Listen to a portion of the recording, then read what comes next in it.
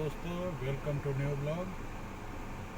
जैसा कि मैंने वादा किया था कि अपना होम टाउन अयोध्या का भी विज़िट आपको कराऊंगा अपनी नेक्स्ट वीडियो में। तो ये वीडियो उसी से रिलेटेड होने वाली है, जैसा कि आप इंट्रो देखकर भी समझ ही गए होंगे। अब अयोध्या मंदिरों का देश है। मैं मंदिरों का देश इसलिए कह रहा हूँ कि जितने भी यहाँ पुराने मकान हैं सब में मंदिर बने हुए हैं। तो अगर आप चाहें कि हर मंदिर दर्शन कर लें तो सारे घर आपको घूमने पड़ेंगे, हर घर के अंदर जाना पड़ेगा। जो नए मकान बन रहे हैं उसमें मंदिर नहीं है। जहाँ मैं रह रहा हूँ, मेरा भी जो मकान है वहाँ शनिधाम नाम से शनि मंदिर है। ऐसे हर मकान में, हर घर में भगवान राम के मंदिर है। अब यहाँ पे लोग जब घूमने आते हैं तो मेन अट्रैक्शन यहाँ का क्या है? तो पॉलिटिकल से लेकर के सारी इशू में सबसे ऊपर तो भगवान राम का जन्मभूमि स्थान है, राम जन्मभूमि। दूसरा मंदिर जो यहाँ का सबसे फेमस और पीसफुल मंदिर मुझे भी लगता है, जहाँ मेरी अपनी श्रद्धा आस्था भी है, वो कनक भवन है। तीसरा मंदिर हनुमानगढ़ी है। इसके अलावा अगर आप दर्शन करना चाहते हैं तो छोटी छावनी है, जहाँ पे वाल्मीकि भवन और चार धाम मंदिर है। चारों धाम के स्वरूप वहाँ पे विराजमान है। और नए घाट पे अगर आप जाएँ, यानी सरयू नदी के किनारे पे राम की पैड़ी जहाँ बनी हुई है, जहाँ आपने दीपोत्सव के प्रोग्राम भी देखे होंगे, वहाँ पे भगवान नागेश्वर नाथ का मंदिर है, जो काफ़ी पूजनीय है और वहाँ पे लोगों की अपनी श्रद्धा है, अपना विश्वास है। तो वो मंदिर दर्शन करने लायक है। क्षीरेश्वर नाथ मंदिर है, उसका भी अपना पौराणिक महत्व है। तो एक ही वीडियो में सारे मंदिर अगर मैं कवर करना चाहूँगा तो शायद कुछ खास मंदिर, कुछ जो पौराणिक महत्व भी रख रहे हैं, जो ऐतिहासिक महत्व भी रख रहे हैं, वो मंदिर से कहीं ना कहीं अनजस्टिफाई हो जाएगा। तो मैं कुछ जो यहाँ के ख़ास मंदिर हैं जहाँ पे आने के बाद आप दर्शन करना ही चाहेंगे, और अगर आप एक दिन के टूर पे आते हैं कि एक दिन में अयोध्या से लौटना है, तो अगर आपने ये 3 मंदिर दर्शन कर लिए तो भी आप समझ लीजिए कि ये आपने अयोध्या का लगभग दर्शन पूरा कर लिया। मेन जो जगह है वहाँ का आपने दर्शन कर लिया। तो आज जिस मंदिर के बारे में मैं बताने जा रहा हूँ वो है कनक भवन मंदिर। राम जन्मभूमि के अंदर चूँकि कैमरे जाते नहीं हैं तो वहाँ का वीडियो मैं बाहर से दिखाऊँगा। दूसरा मंदिर हनुमानगढ़ी मंदिर है। तो आज आपको चलिए ले चलते हैं कनक भवन मंदिर में, जहाँ की अपनी पौराणिक महत्व है, अपना ऐतिहासिक महत्व। नमस्कार दोस्तों, हम पहुंच चुके हैं कनक भवन मंदिर। ये सबरी माता की मूर्ति भगवान राम का इंतजार करती हुई, निहारती हुई सबरी माता मूर्ति का जो ऊपर आप हाथ देख रहे होंगे, इसको इस तरीके से इंजीनियरिंग डिजाइन से बनाया गया है कि आप वहां से उस एंगल से जाके मंदिर को देखेंगे तो अंदर भगवान के स्वरूप आपको सीधे दिखाई देंगे। कहा जाता है कि सबरी माता यहाँ से भगवान राम का निरंतर इंतजार कर रही हैं। ये कनक भवन मंदिर का बाहरी परिसर काफ़ी बड़ा है, काफ़ी विशाल बना हुआ है, आप देख सकते हैं। एक जैसा कि नाम कनक भवन यानी सोने का मंदिर, महल था ये, तो वैसा ही महल का स्वरूप आपको यहाँ दिखाई देगा। यहाँ के बारे में बहुत सारी दंत कथाएं प्रचलित हैं। उनके बारे में बताने से पहले मैं आपको ये बता दूं कि 1800 ईस्वी में टीकमगढ़ के राजा के द्वारा इस मंदिर का जीर्णोद्धार कराया गया था। उसके बाद से ये कनक भवन मंदिर के नाम से जाना जाता है। अभी टीकमगढ़ स्टेट के द्वारा बनाया गया है। यहाँ पे टीकमगढ़ स्टेट का और सरकार के रिसीवर बैठे हुए जो मंदिर का संचालन करते हैं। अब मैं यहाँ की दंत कथाओं के बारे में कह रहा था। तो कुछ लोगों का मत है कि ये मंदिर जब कैकेयी माता ने दशरथ जी से भरत को राज देने के लिए जिद की थी, तो वो यहीं पे अपने सारे आभूषण उतार करके कोप भवन में चली गई थी, जिसके कारण इतने सारे आभूषण होने के कारण इसको कनक भवन कहा जाता है। और एक दूसरी दंत कथा है कि जब सीता जी वनवास की ओर जा रही थी तो उन्होंने यहाँ पे अपने सारे आभूषण निकाल के रखे थे, जिस वजह से इसका नाम कनक भवन है। लेकिन जो सच्ची घटना है, जो प्रचलित दंत कथा है, जो सर्वमान्य दंत कथा है, जिसको रामायण में भी वर्णन है, वो ये है कि जब सीता जी ब्याह करके अयोध्या आई थी तो राजा जनक ने दान स्वरूप कन्यादान चूँकि कर रहे थे दहेज स्वरूप, इतना ज़्यादा जवाहरात, सोना, चांदी, मणि, माणिक दान दिया था कि उसका यहाँ पे एक पहाड़ सा बन गया था, जो मणि पर्वत आज भी है। और हर सावन में उस मणि पर्वत में लोग भगवान राम का स्वरूप यहाँ से, इसी मंदिर से जाते हैं, वहाँ झूला झूलते हैं और झूल करके आते हैं।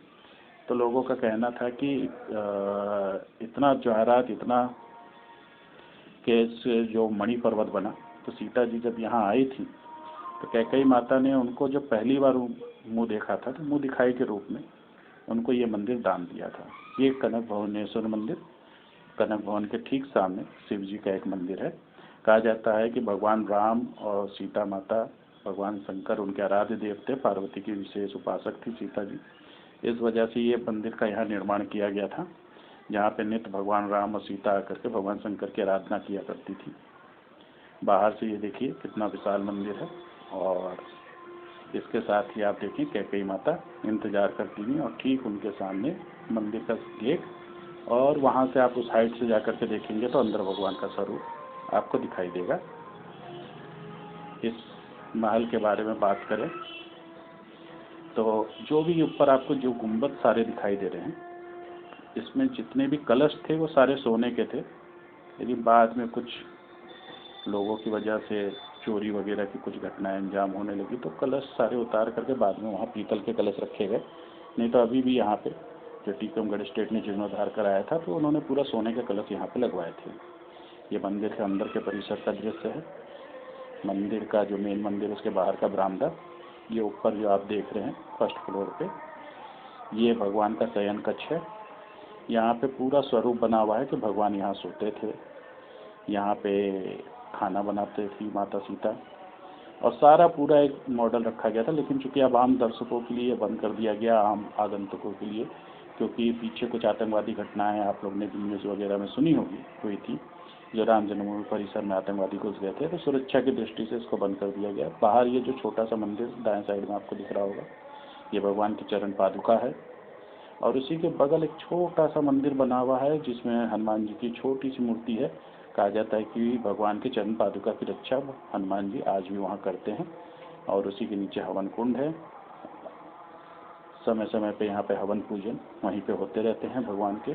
देखिए लोग वहाँ पे दर्शन करते हुए, मत्था टेकते हुए, जो भी कनक भवन दर्शन करने आता है वो यहाँ पे जरूर मत्था टेक के जाता है, हनुमान जी को मत्था टेक के जाता है, भगवान राम के चरण पादुका को स्पर्श करके जाता है। ये दाएं साइड में यहाँ के प्रसाद गृह है, पीछे यहीं पे भगवान का राज भोग का रोज प्रसाद बनता है, और सामने इतना बड़ा प्रांगण है। अभी तो आपको ये खाली दिख रहा होगा, लेकिन मेले के समय यहाँ पे लाखों लाखों की भीड़ होती है। लेकिन उसके बाद भी यहाँ की मंदिर की शांति, मेरी खुद इस मंदिर में बहुत आस्था है। मैं आपको दावे के साथ कह सकता हूँ कि उतनी लाखों लाखों की भीड़ होने के बाद भी आपको जो इस मंदिर में शांति की अनुभव होगी कि आप आने के बाद कहेंगे कि यहाँ पे कुछ देर बैठ कर ही हम जाएंगे, वो आप यहाँ पे फील करेंगे। और हम लोग भी आम दिनों में या जब भी अपनी ज़िंदगी के उलझन से काफ़ी घिरे होते हैं, बहुत सी स्ट्रेस टेंशन में होते हैं, तो यहाँ को जाते हैं, यहाँ पे शाम को बैठते हैं दोस्तों के साथ। भजन संध्या का प्रोग्राम यहाँ पे हमेशा निरंतर चलता रहता है। दूर दूर से कलाकार लोग आते हैं जो यहाँ पे शाम का अपना थोड़ा समय दे करके भगवान राम के चरणों का वंदना करते हैं। एक प्रतिस्पर्धा कंपटीशन टाइप की चलती है, चाहे वो तबला वादक हों, चाहे वो गायक हों, वो अंदर बैठ करके भजन कीर्तन का प्रोग्राम करते रहते हैं।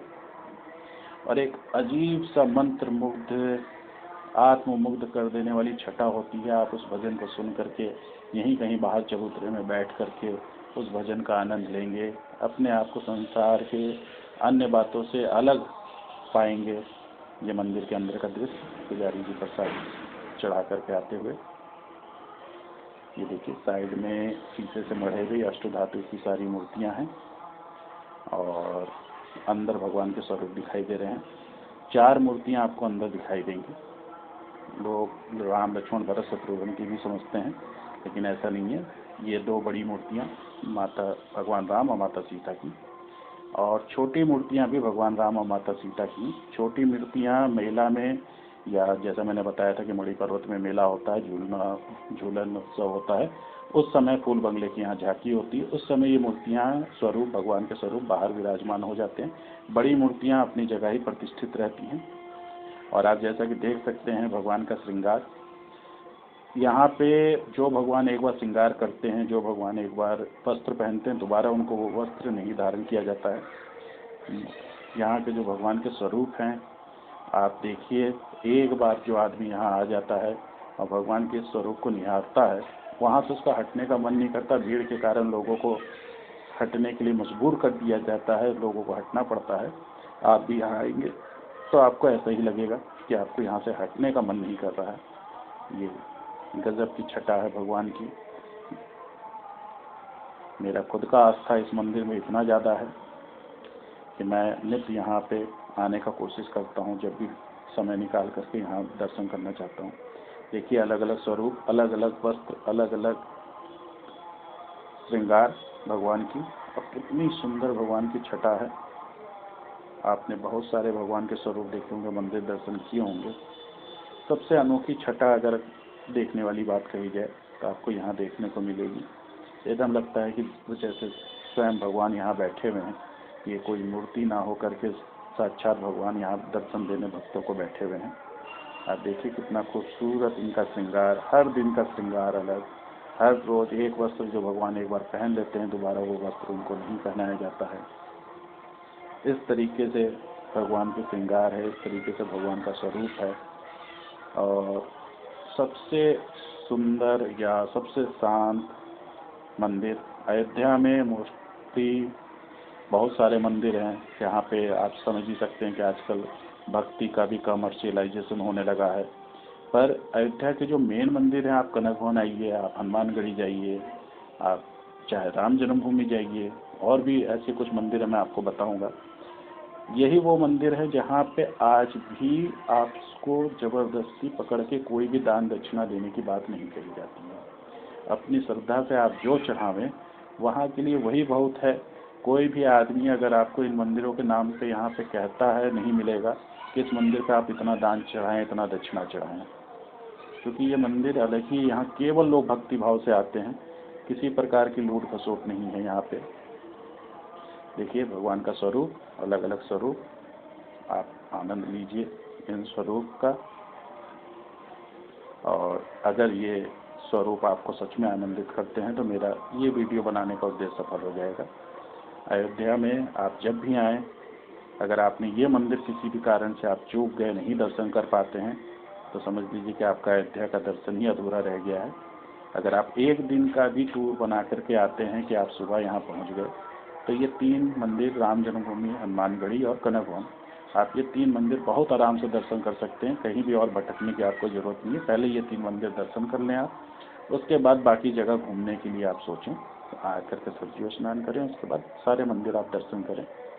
ये देखिए अलग अलग रूप भगवान के, अलग अलग छटाएं, कितनी निराली, कितनी मनमोहक।